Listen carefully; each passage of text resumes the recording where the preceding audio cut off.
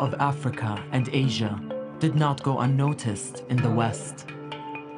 In 1884, the United States and 13 European countries met in Berlin, their aim to divide the African continent between them. They divided what we know as Somalia into 3 provinces, each ruled by a different European country.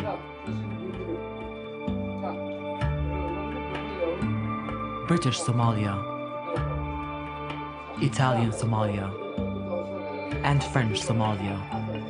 The mainly Somali region of Ogaden was taken by the Ethiopian Empire and the NFD by Kenya.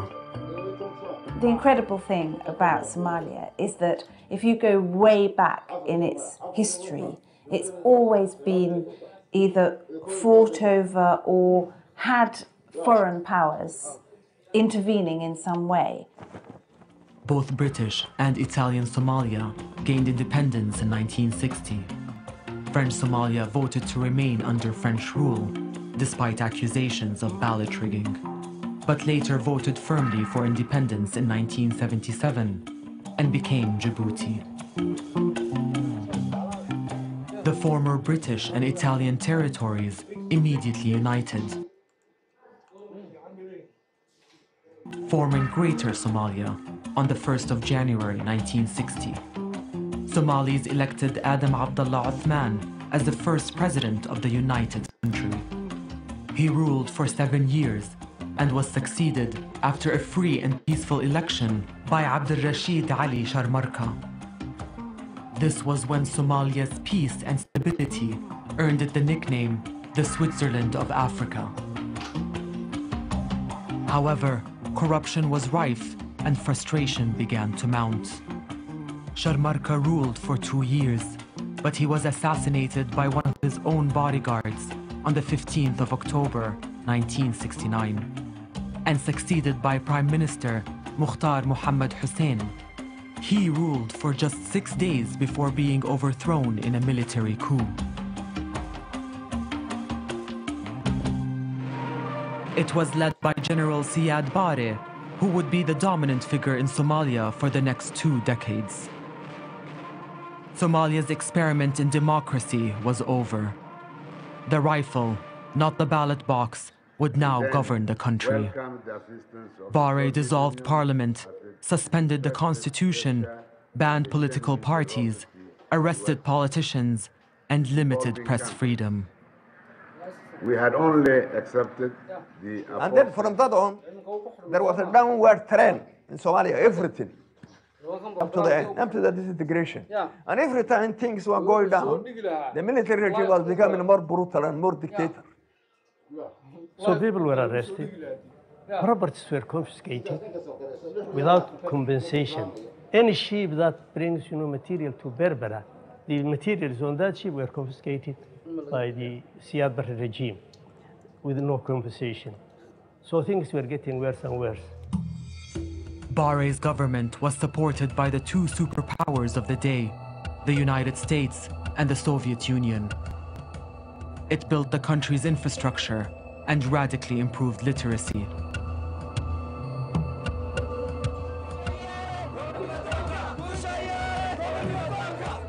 But in 1977, Barre made a move to take the Ogaden region, which was majority Somali, from his neighbor, Ethiopia. I think what the Ogaden War was about was actually staking a claim to a more realistic border which did not comply with the colonial border.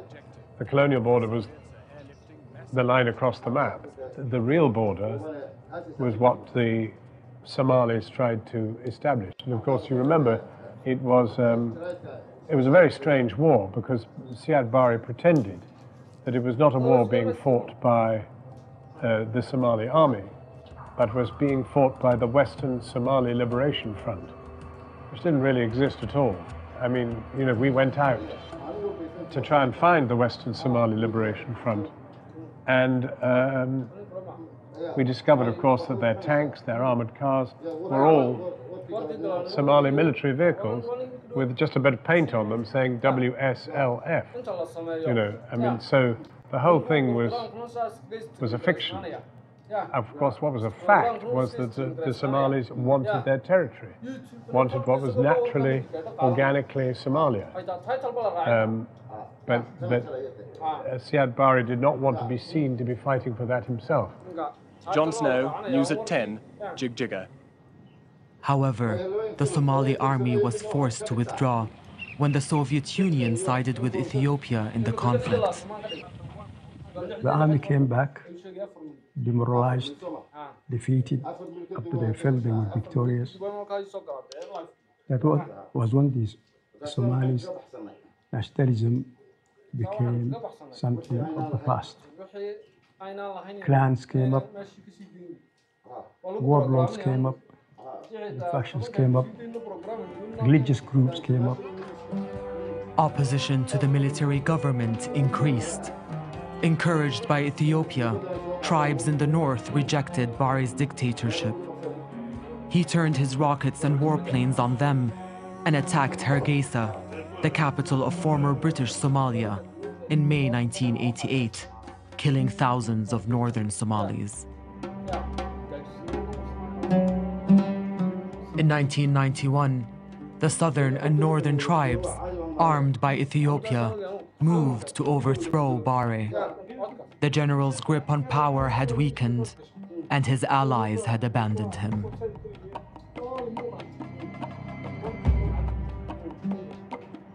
By the time the government fell at the end in 1991, neither the Soviet Union nor the United States was backing Siad Barre. They both had given up on him.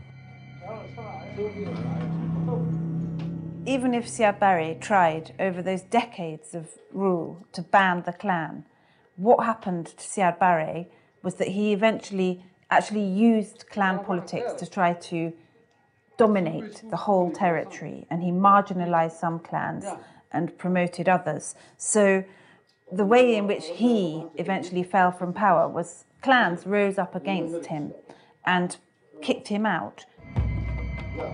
Former British Somalia declared its independence from Greater Somalia. It calls itself the Republic of Somaliland, but has little international recognition even today. The rest, what had been Italian Somalia, became the Federal Republic of Somalia. Siad Barre was gone. Ali Mahdi became temporary president, but was opposed by General Muhammad Farah Hadid. The two fought for 4 months. A ceasefire was agreed, but the civil war continues today.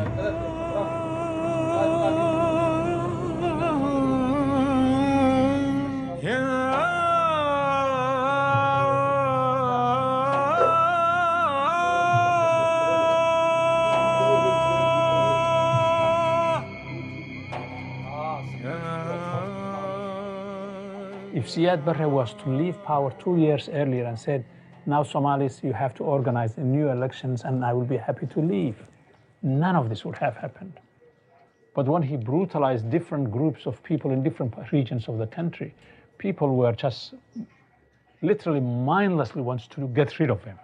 But they never thought of what was going to come. And the leaders who were leading them against Siad Barre were singing the music of sectarianism rather than sort of the music of commonality and brotherhood.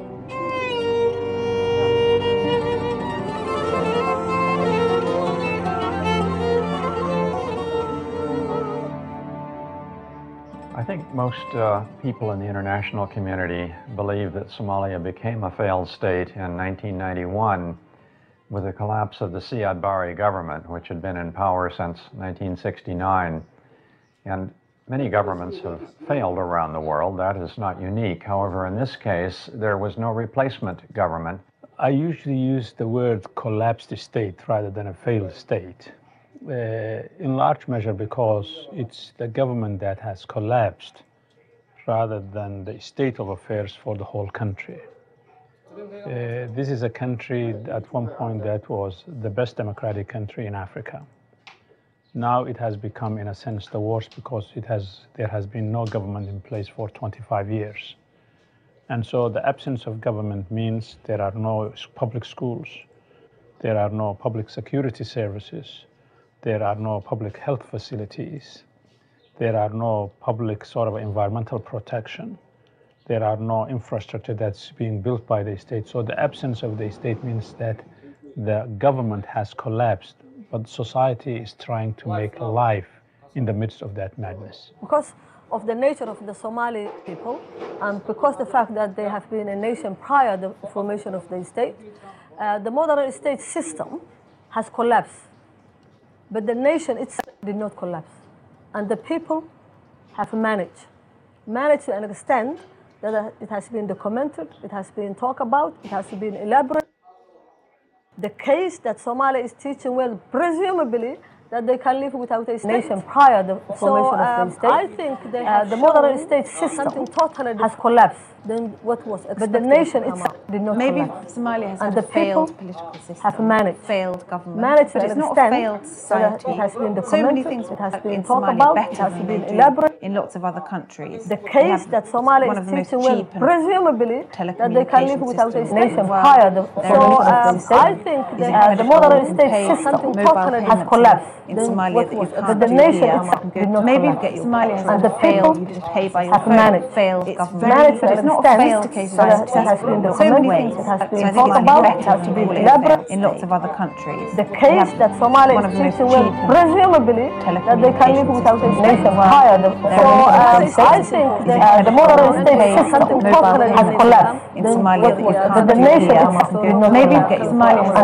failed, people you just pay by your have phone, managed, failed it's government. managed to But it's an not a extent failed case of that has been documented, it has been talked about, it has been elaborated. in lots of other countries. The case that Somalia is teaching well, presumably, that they can live without a nation prior to I think the modern state system totally has collapsed. But the nation maybe Somalia has failed, you just pay by your phone, failed government. But it's not a failed case of society. It has been talked about, it has been elaborated in lots of other countries. The case that Somalia is teaching well, presumably, that they can live without a nation prior to I think the modern state system totally has collapsed. But the nation maybe Somalia has failed, you just pay by your phone, failed government. But it's not a failed case of society. It has been talked about, it has been elaborated in lots of other countries. The case that Somalia is teaching well, presumably, that they can live without a nation prior to I think the modern state system totally has collapsed. But the nation maybe Somalia has failed, you just pay by your phone, failed government. But it's not a failed case of society. It has been talked about, it has been elaborated in lots of other countries. the case that Somalia is teaching well, presumably, that they can live without a nation prior to I think the modern state system totally has collapsed. But the nation maybe Somalia has failed, you just pay by your phone, failed government. But it's not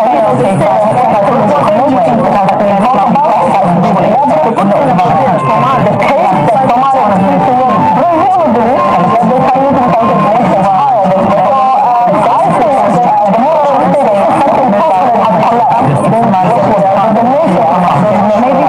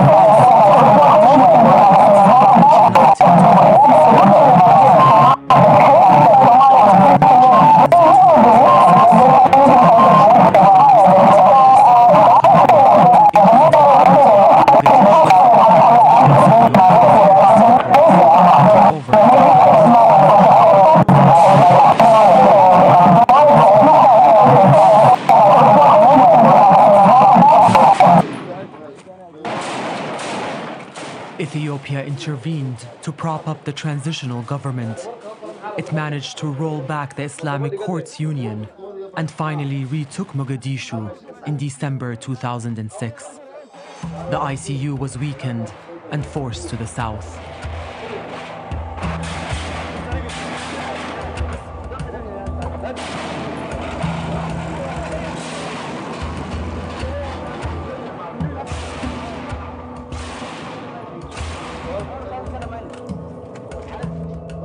In 2007, the UN deployed a combined African Union peacekeeping force called AMISOM. Ethiopia sent in its own troops, along with those of the African Union. But AMISOM's reputation suffered when Human Rights Watch accused it of several abuses, including sexual assault and civilian killings.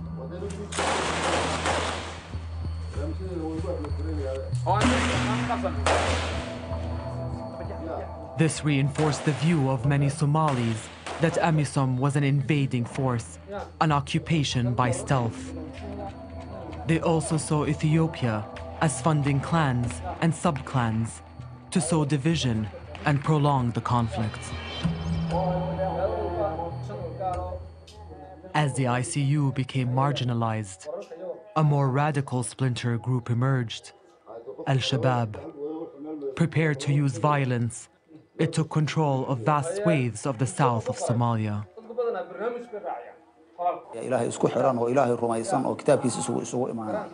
marka qofka muslimka waa wax laga rabo gaar ahaan laakiin amalka maanta aan ku jirno anaga gurigeenaba nologu yimid oo waa nalagu soo duulay anagoon idna aadin maanta aniga kuma duulin Ethiopia kuma duulin aniga Kenya kuma duulin aniga waxaan joogaa masqat raasi meeshaan ku dhashay baa joogaa oo la igu imaanaya oo la igu dulminaya marxaladda tan aniga waxaan iska difaacaya oo aan iska celinaya cadow ugu soo duulay oo banaanka iiga. The areas under Al-Shabaab control became more stable. But in 2011, a foreign power intervened again, this time Kenya.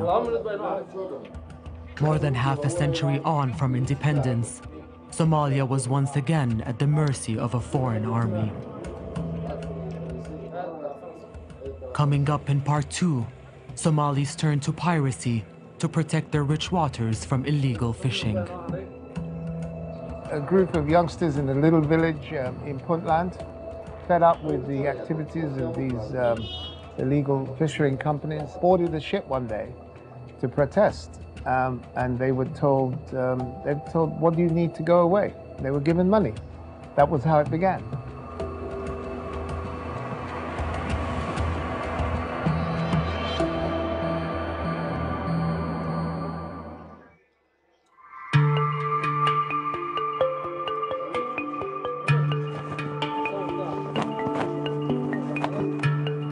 When Somalia freed itself from colonial rule in 1960, its future seemed bright. It was peaceful and stable, had free and fair elections, and its geographical position in the world was commercially important. But when Siad Barre's 22-year dictatorship ended in 1991, the country was plunged into an interminable civil war. A UN peacekeeping force called AMISOM was deployed, but it was accused of abusing its powers, and its reputation plummeted. The presence of foreign forces was a problem for many Somalis, and the constant conflict also badly affected the economy. Example, cabbage iyo tamaandhada. Anakoo imika intan halkan kan hore mid baa iga baxday halkan imkaan joogno dhinaceeda yaa iga baxday anigoo le maanta dhilkii fakhriga tuuraysa wada intan ku baxday ayaa marka 10kii saxarood hore 100,000 la iga siistay ayaa waxa la soo rogay intaasoo kamiyo oo baabuuro laga keenay Ethiopia ayaa la keenay ya 40 bay ku dhacay ya ilaa markii dambe daadin ba ay gaadho suuqa lagu daadiyo la yiri waba liibsan waayba marka doraado kala geyso maanta tu cusub timaado taadi casaaday cidimadiisu daba suuqyada caynkaas ee dilayana meesha way ku jiraan ya dalkii oon dhaqaale lahayn iyo dawladdii oon la ictiraafsanayn oo dee hay'adaha yar wax la soo mariyo mooyaane aanay jirinna iyaduna way jirtaa kolkaa duruufaha caynkaasna ayaa nagu xeeran. The food supplied by aid agencies was sometimes unfit for human consumption. Some saw the West as simply offloading excess produce rather than providing genuine help.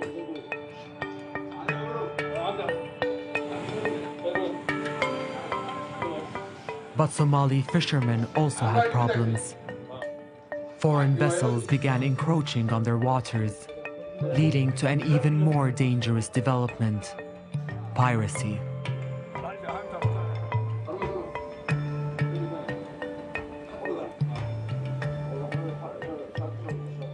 ha ahaatee iskaashatooyinka dhibaatooyinkoodu ma yara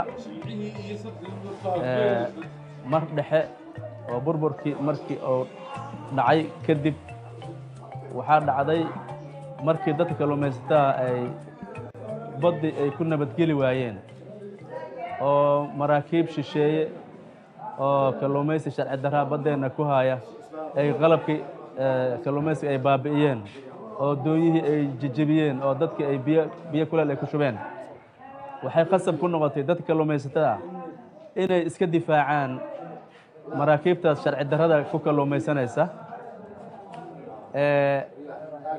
markeedii ugu horeysay maraakiibta kalluumaysiga la qabtay dad oo gadooday oo shabaagtoodii la baabi'iyey oo maslaxadoodii badda la burburiyey ayaa waxay goosteen inay ka dagaalamaan oo ay ka dhiidhiyaan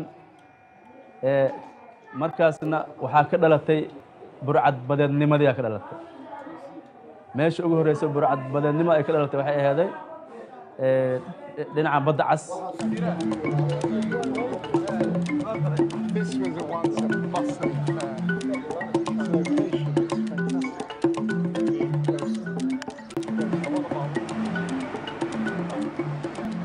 It all started for me when I went to a region in Somaliland called Sanag, and a little village, a little fishing village on the coast where my family came from.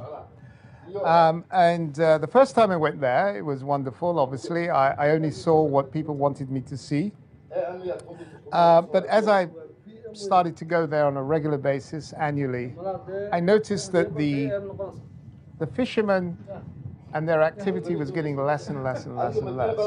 And I noticed at the same time that in the far horizon, there would be these big foreign boats, motherships, with their little tenders crawling around the sea, scooping up all the fish. The activity of the Somalilanders getting less and less easy. And at the same time, what was happening was the growth of piracy on the Somali coast. And that was the headline news, the piracy, the Somali pirates.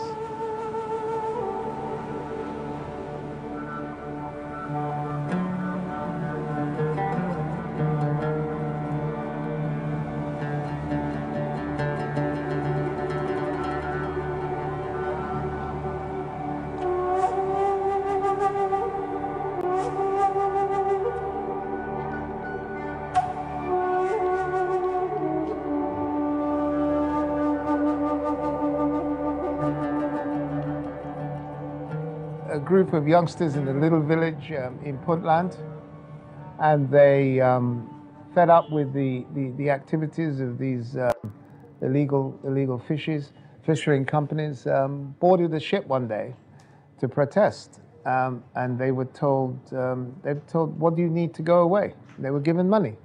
That was how it began. And of course it then escalated into a proper long-term business with many people benefiting from. ay ku faafto wadankii iyo adduun weynaha ay ku faafto dhibaatada ka dhalatay kalluumaysiga sharci darrada markeedii hore adduunkaas soo gurmaday maraakiib oo dagaal la keenay oo lagula difaacid ay difaacayeen burcadnimada difaacayeen inay maraakiibtooda ay difaacanayaan hadda ay ku difaacanayaan baddeena inay ka xaalufiyaan kalluunka إلى الآن واسعة أرنتاس وكجران مراكبة شرع دردا بدأ وكجران. International community talks about Somali pirates. There are 4 kinds of pirates, if you study this. And the most costly pirates are not the Somalis who hijack the ships. The Spaniards, the Belgians, the sort of Chinese, the Indians, the Tanzanians.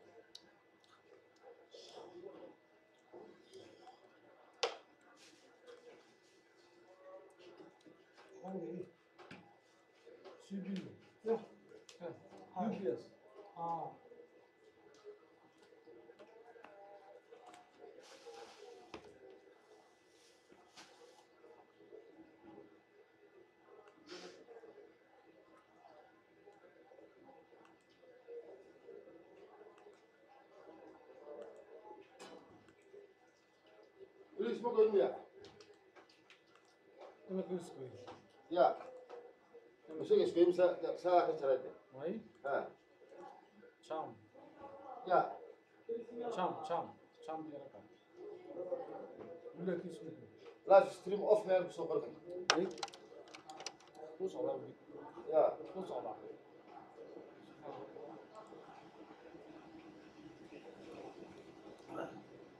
Wil je elkaar eens kijken naar ja? Ja. YouTube.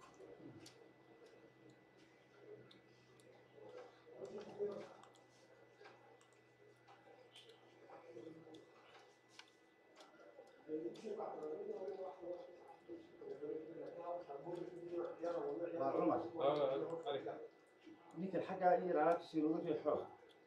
عاد يصير بعض الكلام أنا بحنا هاي. لكن هو تعالى الحديث هذا. تبغى راسه مو راسه أنا. بس الموت.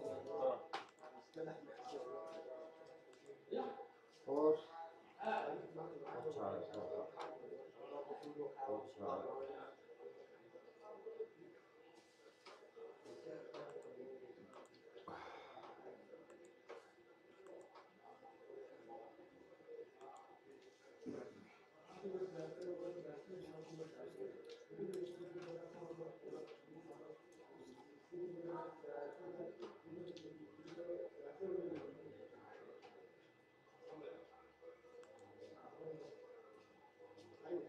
عيدوا سو. والله حنطولنا.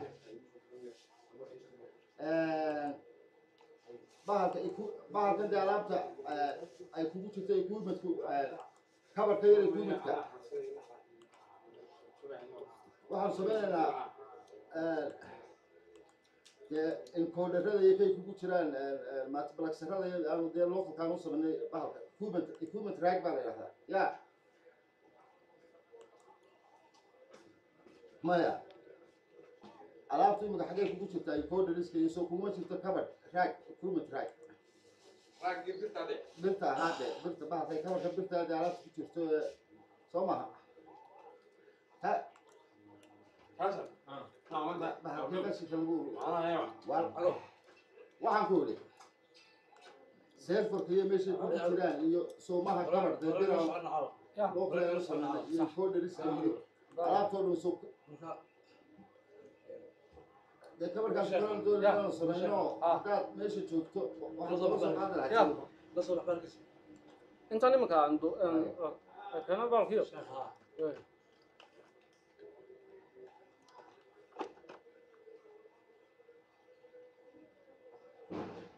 واحد قدم بقى هنا بقى خلاص واحد ما نقول ستار كهيما ولي ما هيو ستار كيوان هيا سمع هو كاسه تولي هنا waxa soo dhan arbaha ku beel weydiinayna ma garat youtube ma hadoolayna live schedule of time waxa sheegay maca fiidiyoon helayna ninka hawshiisa ima kala wada wali computer ma soo yidina